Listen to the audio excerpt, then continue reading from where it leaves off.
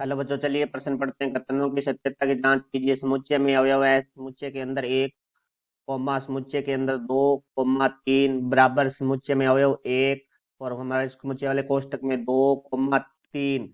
मुख्य अवधारणा, तुम्हारा जो प्रश्न है वो समुच्चय से संबंधित है, जिसके अंदर हमें दो समुच्चय बराबर दिए हुए हैं। हमें बताना है कि ये सत्य है या असत्य है। तो हम समान समुच्चय के बारे में बात करेंगे। देखो, सबसे पहले समान समुच्चय। तो देखो, हमारा समान समुच्चय क्या होता है? वे समुच्चय जिनमें अवयवों की संख्या समान हो, वह अवयव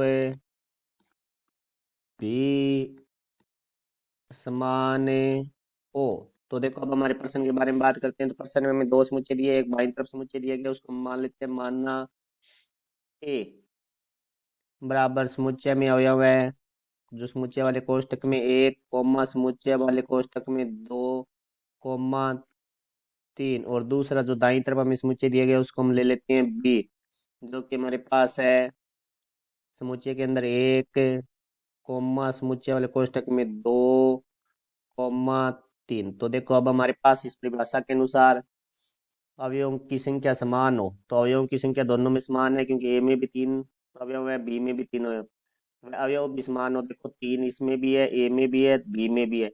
समुच्चय कोष्टक में दो ए में भी है, बी में भी है, परंतु हम देखते हैं कि ए में तो जो एक है वो समुच्चय के कोष्टक में है, और जबकि बी में एक है वो बिना कोष्टक है। तो दोनों अलग अलग है, ना कि समान है। तो इसका अर्थ है कि हमारे अवयव समान नहीं है। तो इसका अर्थ ये हुआ कि ए बराबर नहीं है बी के। तो हम लिखेंगे समुच्चय में समुच्चय के अंदर एक, समुच्चय के अंदर अवयव दो कॉमा तीन बराबर है समुच्चय में एक, समुच्चय के अंदर फिर दो है, फिर तीन। असत्य है। तो ये हमारे प्रश्न का उत्तर हुआ। मैं आशा करता हूँ समझ आया होगा। धन्यवाद।